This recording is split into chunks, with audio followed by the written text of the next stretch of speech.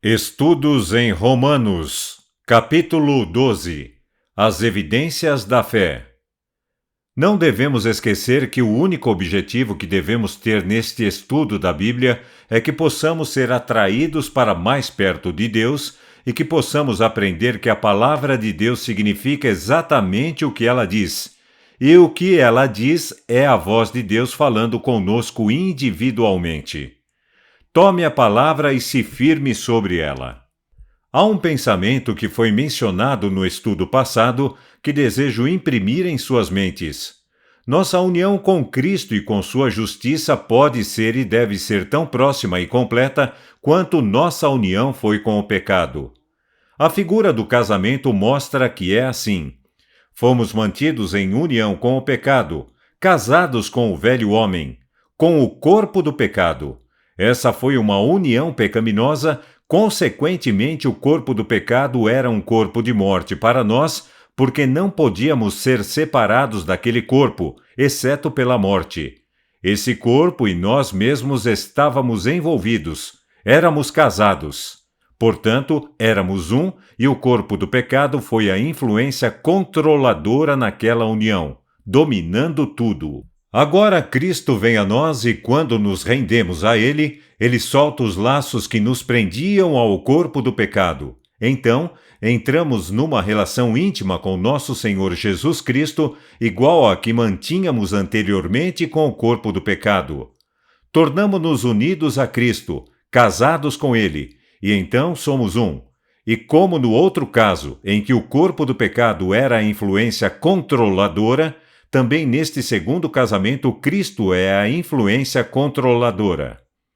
Observe como a figura do casamento se cumpre perfeitamente. Somos representados como a mulher.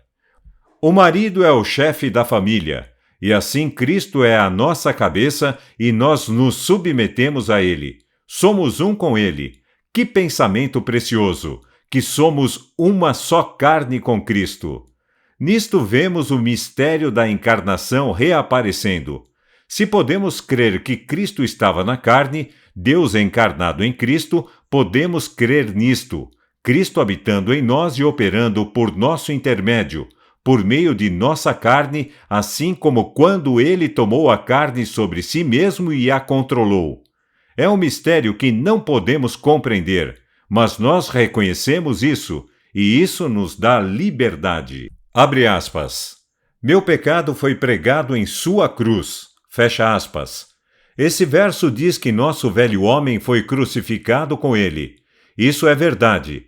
Mas nosso velho homem não ressuscitou com ele. Cristo veio para servir e não para ser servido. Ele veio nos servir, mas não para ser o ministro do pecado. Portanto, quando nós e o corpo do pecado juntos somos crucificados com Cristo e sepultados juntos, somos ressuscitados para andar em novidade de vida, mas o corpo do pecado permanece sepultado. Então estamos livres dele. Agora, o que se segue? Abre aspas. Portanto, agora nenhuma condenação há para os que estão em Cristo Jesus, que não andam segundo a carne, mas segundo o Espírito. Pois a lei do Espírito da vida em Cristo Jesus me libertou da lei do pecado e da morte. Pois o que a lei não podia fazer, visto que era fraca por meio da carne, Deus enviando seu próprio Filho em semelhança de carne pecaminosa, e pelo pecado, condenou o pecado na carne, para que a justiça da lei se cumprisse em nós, que não andamos segundo a carne, mas segundo o Espírito. Pois os que são segundo a carne têm a mente nas coisas da carne, mas os que são segundo o Espírito para as coisas do Espírito. Fecha aspas. Romanos 8, de 1 a 5. Nestes versículos, temos aquilo que, se mantivermos isso em nossas mentes e acreditarmos que Jesus é capaz de nos salvar pela fé, será para nós uma rocha segura sobre a qual podemos construir. Abre aspas. Portanto, agora nenhuma condenação há para os que estão em Cristo Jesus. Fecha aspas. Romanos 8, 1. Nestas palavras está um pensamento prático, e daí surge uma questão que preocupa muitos. Eles dizem, abre aspas, Eu acredito em tudo isso, em teoria. Estou totalmente em harmonia com isso e sei que Cristo pode purificar do pecado. Eu acredito que se eu confessar meus pecados, Ele é fiel e justo para me perdoar e me purificar de toda a injustiça. Mas a questão em minha mente é: será que confessei todos os meus pecados? Isso é o que me causa problemas. Se eu tivesse apenas certeza de que havia confessado todos os meus pecados, poderia reivindicar essa promessa e acreditar que não havia condenação para mim. Fecha aspas. Existe ainda algo que preocupa muitos. Como saberemos que não estamos sob condenação? Não podemos acusar a Deus de ter deixado essa questão tão indeterminada que nos seja impossível saber se estamos condenados ou não. Portanto, deve ser possível para nós descobrir. Podemos colocar desta forma, abre aspas, eu confessei todos os meus pecados que eu conheço, tudo o que o Senhor me mostrou, e quando o Senhor me mostrar outra coisa, eu a confessarei. Fecha aspas. Claro, confesse tudo o que o Senhor lhe mostrar, mas, irmãos, não paremos no meio do caminho. Abre aspas. Se confessarmos os nossos pecados, Ele é fiel e justo para nos perdoar os pecados e nos purificar de toda a injustiça. Fecha aspas. 1 João 1:9. Então, depois de confessar um pecado, creia que Deus o perdoa e receba a paz dele em seu coração. E se ele lhe mostrar outros pecados, confesse-os, creia que eles estão perdoados e tenha ainda a paz dele. Mas há muitas pessoas honestas que se privam de uma bênção e acabam caindo em trevas porque, depois de confessarem seus pecados, não se permitem receber o perdão e não agradecem a Deus pela liberdade que irão obter. A ideia transmitida na expressão de que confessamos todos os pecados que conhecemos, mas ainda assim não nos atrevemos a reconhecer que estamos livres da condenação por medo de que existam outros pecados em nós que não conhecemos e, portanto, não confessamos, é realmente uma acusação grave contra Deus. Isso faz parecer que o Senhor perdoa apenas aqueles que têm a melhor memória e conseguem se lembrar de todos os seus pecados. Mas foi somente a sua memória que permitiu que você se lembrasse dos pecados que confessou? Quem despertou e estimulou sua memória? Foi o Espírito de Deus que mostrou esses pecados para você. Agora vamos acusar Deus de fazer uma obra parcial? Ele enviou seu Espírito Santo para mostrar a você esses pecados. Devemos então dizer que Deus reteve uma parte dos nossos pecados que Ele não nos revelou? Ele nos mostrou exatamente o que queria que confessássemos, e quando o confessamos, temos a mente do Espírito de Deus e estamos livres. Suponha que eu tenha prejudicado você, eu posso ter seguido um plano maldoso contra você, acusando-o falsamente, tentando prejudicá-lo em seus negócios, tentando provocá-lo e irritá-lo de todas as maneiras possíveis, fazendo tudo o que podia contra você, dia a dia, semana a semana e mês a mês. Aos poucos meus olhos se abrem e vejo a maldade dessa atitude. Então me sinto completamente arrasado porque me envolvi em um comportamento tão mesquinho e venho a você para confessar o que tenho feito. Você pode ver por um momento que estou completamente arrasado por causa disso e que realmente sinto que fiz algo errado. Alguns de nós aqui tiveram a oportunidade de perdoar as pessoas que vieram até nós dessa maneira.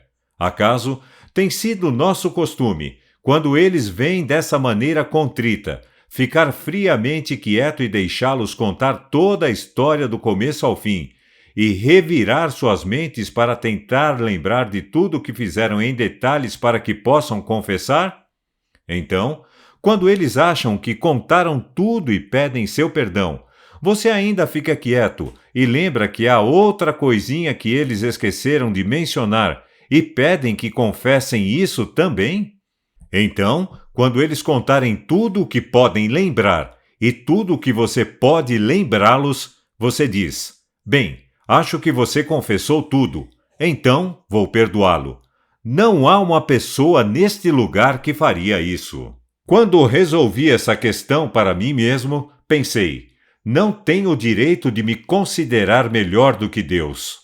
Quando alguém vem até mim ou a você, completamente arrasado, e confessa seus erros, nós devemos perdoá-lo de boa vontade. E antes que ele tenha contado metade do que poderia contar, devemos dizer-lhe que está tudo bem, que ele está perdoado e que não precisa falar mais sobre o assunto. Isso é exatamente o que Deus faz. Ele nos deu a parábola do filho pródigo como ilustração de como ele perdoa. Seu pai o viu de longe e correu para encontrá-lo. Eu sou muito grato por Deus não exigir que eu, antes que eu possa ser perdoado, volte e assuma todos os pecados que cometi e os confesse. Se ele fizesse isso, ele teria que prolongar minha aprovação por mais tempo do que eu acredito ser possível, para que eu pudesse repetir a menor parte delas. Bem pode dizer Davi, abre aspas, pois inúmeros males me cercam, as minhas iniquidades se apoderaram de mim, de maneira que não posso olhar para cima. São mais do que os cabelos da minha cabeça, por isso meu coração desfalece. Fecha aspas. Salmo 40, 12. Sim, nossos pecados são inumeráveis, mas os sacrifícios para Deus são um espírito quebrantado. Um coração quebrantado e contrito, ele não desprezará. Tomemos posse do sacrifício de Cristo, tomemos em nós mesmos, e assim façamos uma aliança com Deus por esse sacrifício. O Senhor perdoa livremente, e sabemos disso. Deus nos mostra os pecados mais predominantes de nossa vida. Pecados que se destacam, que representam do que a nossa natureza pecaminosa é capaz, e sabemos que toda a nossa vida tem esse mesmo aspecto pecaminoso. Venhamos e confessemos nossos pecados. Podemos correr o risco de acusar que Deus age dessa maneira. Abre aspas. Eu lhe mostrarei esses pecados, e você os confessou. Mas há outros pecados, e eu não os mostrarei, mas você deve descobri-los por si mesmo, e até que o faça, não o perdoarei. Fecha aspas. Mas Deus não lida conosco dessa maneira. Ele é infinito em amor e compaixão. Abre aspas. Como um pai se compadece de seus filhos, assim o Senhor se compadece daqueles que o temem. Fecha aspas. Salmo 103, 13. Vemos ainda outro ponto. Abre aspas. Portanto, agora nenhuma condenação há para os que estão em Cristo Jesus, que não andam segundo a carne, mas segundo o Espírito. Fecha aspas. Romanos 8, 1. As pessoas dizem, abre aspas, eu aceitei a Cristo e agora olho para trás e traço minha história de vida ao longo do dia ou da semana e não consigo ver nada além de imperfeição no que fiz. Então, o sentimento de condenação toma conta de mim e eu não posso ficar em paz. Como posso dizer que não há condenação para mim quando vejo esses fracassos? Fecha aspas. Este é um engano sutil de Satanás para nos privar da aceitação e da paz com Deus. Esperamos ser justificados pensando assim? Se fizermos desse jeito, já começamos cometendo um grande erro. Abre aspas. Pelas obras da lei, nenhuma carne será justificada diante dele. Fecha aspas. Romanos 3, 20. Devemos buscar nossa justificação em Jesus, e somente nele. Alguém diz, abre aspas, tenho medo de cair, fecha aspas. Você não precisa ter medo. Paulo diz, abre aspas, eu sei em quem tenho crido e estou certo de que ele é poderoso para guardar o que lhe confiei até aquele dia. Fecha aspas. 2 Timóteo 1, 12. O que eu confiei a ele? Minha vida, e ele é capaz de guardá-la. Quando entrarmos no reino de Deus, não olharemos para as melhores ações que realizamos e agradeceremos a Deus por sermos justificados pelas boas obras que fizemos. Mas nossa canção de alegria será, abre aspas, àquele que nos amou e nos purificou de nossos pecados em seu próprio sangue. Fecha aspas. Apocalipse 1, 5. E assim sabemos que quando nos entregamos a Ele e morremos por Ele constantemente, Ele faz por nós as coisas que não podemos fazer por nós mesmos. Olhemos para Ele continuamente, mas quando tiramos nossos olhos dele e caímos no pecado, Ele não é responsável por isso. Enquanto continuarmos olhando para Ele, não haverá condenação. Experimente e você saberá que é um fato, pois é um fato que não há condenação para aqueles que estão em Cristo Jesus. Por quê? Abre aspas. Pois a lei do Espírito de vida em Cristo me libertou da lei do pecado e da morte. Fecha aspas. Romanos 8, 2.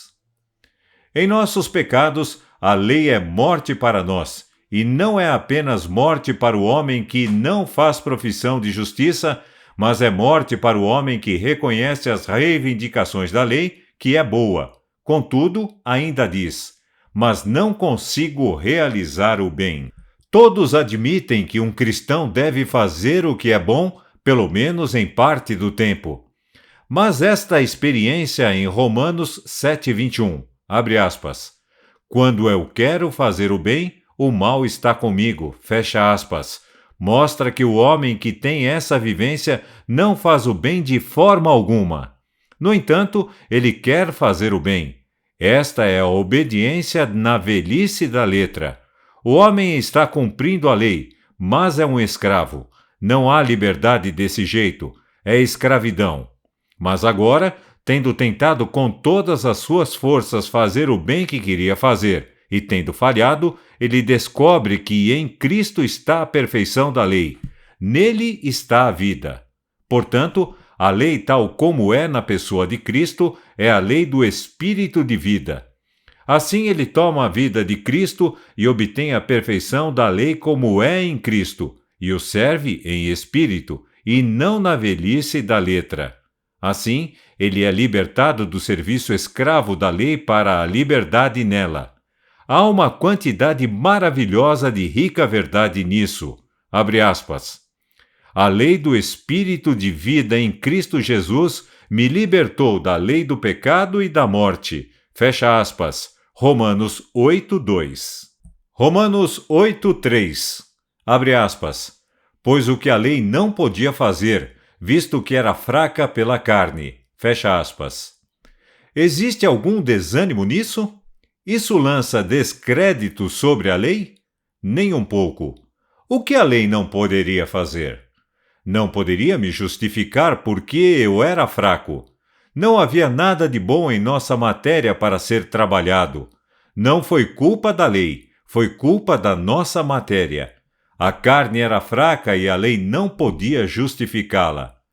Mas Deus enviou seu Filho em semelhança de carne pecaminosa para condenar o pecado na carne, a fim de que ele pudesse nos justificar. Alguns assumiram a posição de que este versículo ensina que a lei não poderia condenar o pecado a menos que Cristo morresse. Irmãos, essa é uma acusação terrível de se fazer contra Deus e Cristo. Isso seria fazer de Cristo não nosso Salvador, mas nosso condenador. O próprio Cristo diz em João 3,17, abre aspas, porque Deus não enviou seu Filho ao mundo para condenar o mundo, mas para que o mundo, por meio dele, seja salvo. Fecha aspas. A lei sempre condenou o pecado. Aquele que não crê já está condenado. Cristo é o justificador. Visto que a lei condena o homem, é evidente que ela não pode justificá-lo, pois é impossível condenar e justificar ao mesmo tempo. Mas o que a lei não podia fazer, Cristo veio em semelhança de carne pecaminosa para fazer. Como ele fez isso? Guardando a lei enquanto estava na carne. Eu costumava fazer certas coisas, pelas quais sempre gostei de me desculpar. Eu sabia que elas estavam erradas, por isso decidi que não mais faria. Mas eu as fazia mesmo assim. Fiz isso repetidas vezes, até que finalmente pude perceber que eram características herdadas, que nasci com elas e, portanto, não poderia deixar de praticá-las. Mas pensar dessa maneira não me livrou da condenação. Eu me senti condenado da mesma forma.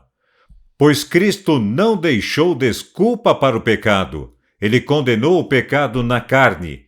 Por sua vida ele mostrou que o pecado na carne é condenado e ele o destruiu, pois nele o corpo do pecado foi destruído e nós somos novas criaturas em Cristo. Por suas promessas extraordinariamente grandes e preciosas, tornamo-nos participantes da natureza divina. Ele tomou esta natureza pecaminosa, tomou sobre si mesmo para que pudéssemos ser libertos. Abre aspas. Pois os que são segundo a carne têm a mente nas coisas da carne, mas os que são segundo o Espírito para as coisas do Espírito. Portanto, a mentalidade carnal é morte, mas a mentalidade espiritual é vida e paz. Porquanto a mentalidade carnal é inimizade contra Deus, pois não é sujeita à lei de Deus, nem mesmo pode ser. Fecha aspas. Romanos 8, de 5 a 7. Mas a mente carnal pode reconhecer que a lei é boa. Abre aspas. Eu sou carnal, vendido sob o pecado. Pois o que faço, não quero, mas o que eu odeio, isso eu faço. Então, se faço o que não quero, consinto com a lei que é boa. Fecha aspas. Romanos 7, 14 a 16. Imaginamos e tentamos nos consolar com o pensamento de que estávamos sujeitos à lei, porque a amávamos e a considerávamos uma coisa bela, e tentávamos com todas as nossas forças, ou, como alguns dizem, em nossa maneira fraca, guardá-la. Mas a mente carnal não é sujeita à lei, nem mesmo pode ser. E qual é a evidência que a mente carnal é assim? A incapacidade de fazer o que é bom e o que sabemos que devemos fazer. Abre aspas. A carne luta contra o espírito, e o espírito contra a carne, e estes são contrários um ao outro, de modo que não podeis fazer o que quereis. Fecha aspas. Gálatas 5, 17. Abre aspas. Vós, porém, não estáis na carne, mas no espírito, se é que o Espírito de Deus habita em vós.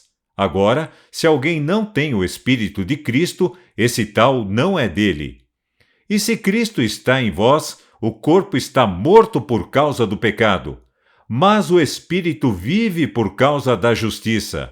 Mas se o Espírito daquele que ressuscitou Jesus dentre os mortos habita em vocês, aquele que ressuscitou Cristo dentre os mortos também vivificará seus corpos mortais pelo seu Espírito que habita em vós. Fecha aspas. Romanos 8, de 9 a 11. Há um lindo pensamento contido nesses versículos. Primeiro, apresentamos o fato de que podemos ter o Espírito de Deus. Como podemos obtê-lo? Pedindo. Volte para Lucas 11, de 11 a 13. Cristo diz, abre aspas, se um filho pedir pão a algum de vocês que é pai, ele lhe dará uma pedra? Ou se lhe pedir um peixe, ele lhe dará uma serpente? Se vós, pois, sendo maus, sabeis dar boas dádivas aos vossos filhos, quanto mais dará o vosso Pai Celestial o Espírito Santo aos que lhe pedirem? Faça uma aplicação pessoal desse texto. Quando você se ajoelhar para orar pelo Espírito de Deus, que é todo-poderoso e purifica de todo pecado, cite isso ao Senhor. Se seus filhos viessem até você pedindo algumas coisas básicas, você estudaria todos os meios para saber como poderia dar-lhes as coisas que desejam. Você é pobre, fraco e miserável, mas Deus é infinito. Portanto, Ele está infinitamente mais disposto a dar-lhe o que você tanto precisa do que você a dar coisas boas a seus filhos. O Espírito Santo é de Deus para nos ser dado, e Ele está disposto e ansioso para que o tenhamos. Novamente, Cristo disse: quem crê em mim, rios de água viva correrão do seu ventre. João 7:38. Isso ele falou a respeito do Espírito, que ele daria. Disse Cristo novamente à mulher junto ao poço, abre aspas, qualquer que beber da água que eu lhe der, nunca terá sede, mas a água que eu der a ele será nele uma fonte de água que salta para a vida eterna. Fecha aspas. João 4:14. Por quê? Abre aspas. Porque se o Espírito daquele que dentre os mortos ressuscitou a Cristo habita em vós, aquele que dentre os mortos ressuscitou a Cristo também vivificará os vossos corpos mortais pelo seu Espírito que habita em vós. Fecha aspas. Romanos 8:11. Aqui está a esperança da ressurreição novamente. O que resta a ser feito quando o Espírito de Cristo habita em você? Apenas nos vivificar, isto é, para dar vida aos nossos corpos mortais. Abre aspas. Portanto, irmãos, somos devedores, não à carne, para vivermos segundo a carne. Porque se viverdes segundo a carne, morrereis. Mas, se pelo Espírito mortificardes as obras do corpo, vivereis. Pois todos os que são guiados pelo Espírito de Deus, eles são filhos de Deus. Porque não recebestes o espírito de escravidão novamente para temer, mas recebestes o espírito de adoção, pelo qual clamamos, Abba, Pai. Fecha aspas. Romanos 8, de 12 a 15. Vocês não receberam o espírito de escravidão novamente para temer. Lembre-se disso. Ele nos dá seu Espírito agora e devemos ter medo? Isaías 12:2 diz, abre aspas, confiarei e não terei medo. Fecha aspas. Não recebemos o espírito de escravidão novamente para temer, pois o amor perfeito lança fora o medo. Pense em Abraão e no que foi escrito sobre ele para nosso benefício. Não precisamos levar em consideração as fragilidades de nosso corpo, mas ser fortes na fé, dando glória a Deus, sabendo que o que Ele prometeu, Ele é capaz de cumprir. Sim, vamos considerar aquele que suportou tal contradição dos pecadores contra si mesmo. Abba, Pai. Isso significa papai. Em primeiro lugar, perceba que Ele está no céu e que é Deus. Ele é infinito em poder e tão grande que pode tomar as ilhas como uma coisa muito pequena. Para Ele as nações são como uma gota no balde e pesadas como o pó numa balança. Apesar de ser grandioso e extraordinário, podemos ir até Ele e chamá-lo de nosso Pai. Ele tem a ternura de um pai, apoiado pelo poder da divindade infinita. O próprio Espírito testifica com o nosso espírito que somos filhos de Deus. Romanos 8:16. Em Efésios 1:13, somos informados de que o Espírito é o penhor da nossa herança. Alguns parecem não ser capazes de entender esse testemunho do Espírito. Eles dizem que se eles o tivessem, eles se alegrariam. Qual é o testemunho do Espírito? Alguns dizem, abre aspas, ora, é um tipo de sentimento, e quando eu o tiver, saberei que Deus me aceitou. Fecha aspas. Mas, irmãos, isso se baseia em algo mais substancial do que um sentimento. Estou feliz porque Deus não deixou que o testemunho de seu Espírito dependesse de meus sentimentos. Às vezes, sinto-me tão cansado e exausto que me falta força para ter qualquer tipo de sentimento. E é esse o momento em que quero saber mais do que em qualquer outro momento que sou um filho de Deus. Às vezes, a doença se apodera de nós e esgota todas as nossas forças e não temos força mental ou física. Estamos apenas vivos, conscientes, mas sem emoção ou sentimentos. É nessa hora que queremos o testemunho do Espírito. Podemos tê-lo então? Sim. O Espírito testifica com o nosso espírito que somos filhos de Deus. Romanos 8:16. Como ele testifica?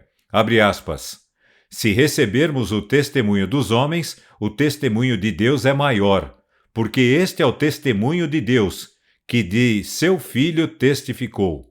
Quem crê no Filho de Deus, em si mesmo tem o testemunho. Fecha aspas. 1 João 5, 9 e 10. Agora, o que uma testemunha faz? Dá testemunho, não é? Sou apresentado como testemunha em um tribunal. Como posso testemunhar nesse caso? Contando o que sei. Isso é tudo. Dou minha palavra e talvez a apoie com o meu juramento. Então, se o Espírito testemunhar, ele deve dizer algo, não deve? Sim. Então, como reconhecemos o testemunho do Espírito? Como o Espírito fala? Observe o seguinte. Deus falou pela boca de seus santos profetas desde o princípio do mundo. O Espírito Santo falou pelo profeta Jeremias.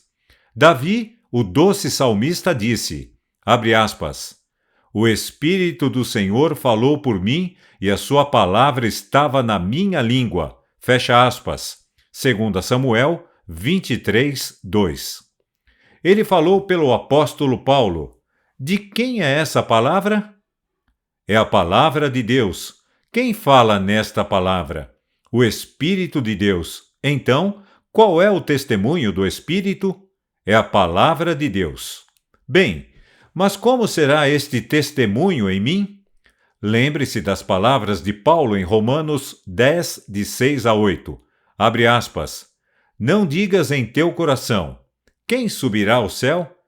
Isto é para trazer Cristo do alto, ou quem descerá às profundezas? Isso é ressuscitar Cristo dentre os mortos. Mas o que está escrito? A palavra está perto de ti, na tua boca e no teu coração. Isto é, a palavra da fé que pregamos. Fecha aspas. Qual palavra? A palavra de Cristo, que se tu confessares com tua boca e creres com teu coração que Deus ressuscitou Cristo dentre os mortos, sereis salvos. Romanos 10, 9. A palavra de Deus é a voz do Espírito de Deus. Então temos o testemunho em nós mesmos quando temos sua palavra em nossos corações pela fé. Comemos a carne e bebemos o sangue de Cristo alimentando-nos de sua palavra e assim temos o testemunho dentro de nós. Esta testemunha jurou. Deus deixou registrado seu testemunho e ele jurou por esse testemunho. Quando Deus se coloca em registro, o que você pode apresentar para comprovar essa palavra? Quando a palavra é a de Deus, você apresentará o testemunho de um homem para sustentá-la? Não, mas somente a palavra de Deus. Esta é a nossa âncora. É a nossa única esperança e é a âncora da alma, segura e constante. Ela entra além do véu, por onde nosso precursor entrou, sim, Jesus.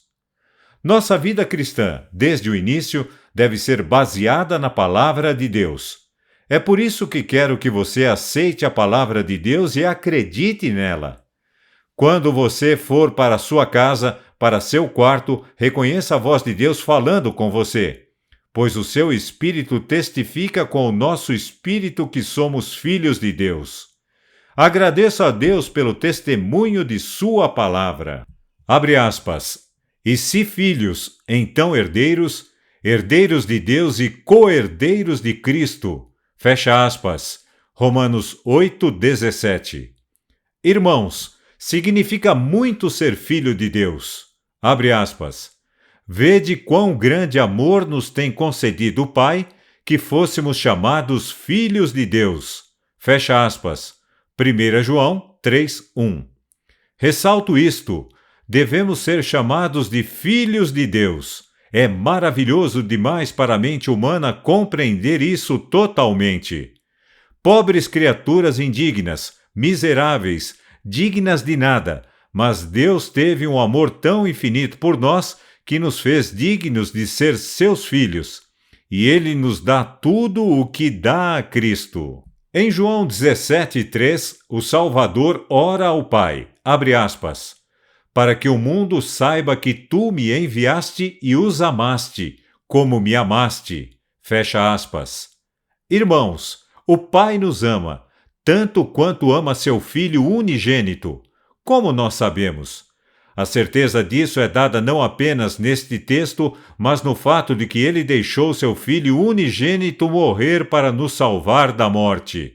Compartilhamos com Cristo todo o amor que o Pai tem por ele. Abre aspas. Somos herdeiros de Deus e co-herdeiros de Cristo, fecha aspas. Romanos 8:17. Isso significa que, visto que somos co-herdeiros com Cristo, esse Cristo não pode entrar em sua herança sem nós. Pois se você e eu somos co-herdeiros de uma propriedade, devemos tê-la juntos. Você não pode entrar em sua herança antes de eu entrar e apreciá-la com você. Então, tudo o que Cristo está compartilhando agora à direita de seu Pai é para nós. Ele está à destra de Deus nos lugares celestiais e assim somos vivificados com ele e ressuscitados, e feitos para nos sentarmos juntos nos lugares celestiais com Cristo Jesus. Em breve, quando Cristo assumir seu próprio trono, nós também o assumiremos. Na primeira carta aos Coríntios está escrito, abre aspas, as coisas que olho não viu, nem ouvido ouviu, e não subiram ao coração do homem, são as que Deus preparou para os que o amam. 1 Coríntios 2:9. Isso tem a ver com a herança, mas não deixe tudo para o futuro. Volte a alguns versículos. Abre aspas. Falamos a sabedoria de Deus em mistério. Sim, a sabedoria oculta que Deus ordenou antes do mundo para nossa glória, o que nenhum dos príncipes deste mundo sabia, pois se tivessem sabido, não teriam crucificado o Senhor da glória. Fecha aspas. 1 Coríntios 2, 7 e 8. Eles podem ter sabido disso, pois leia o que se segue no versículo 10. Abre aspas. Mas Deus os revelou a nós pelo seu Espírito. Fecha aspas. É algo que Deus nos revela agora. Não devemos deixar tudo para as ruas douradas da Nova Jerusalém, para os portões de pérolas e os muros de jaspe.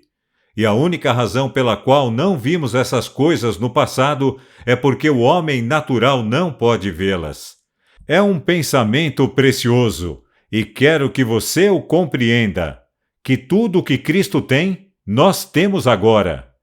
Como Davi na antiguidade, podemos dizer, abre aspas, as linhas caíram para mim em lugares agradáveis. Sim, tenho uma boa herança. Fecha aspas. Salmo 16, 6. Tomemos a palavra de Deus para que possamos saber o significado daquela oração em Efésios 1, 17 a 19. Abre aspas. Para que o Deus de nosso Senhor Jesus Cristo, o Pai da Glória, vos dê em seu conhecimento o espírito de sabedoria e de revelação, tendo iluminados os olhos do vosso entendimento, para que saibais qual seja a esperança da sua vocação e quais as riquezas da glória da sua herança nos santos, e qual a sobreexcelente grandeza do seu poder sobre nós, os que cremos, segundo a operação da força do seu poder. Fecha aspas. Se nos falta essa sabedoria, peçamos àquele que a todos dá liberalmente e não censura, e ser-nos-á dada.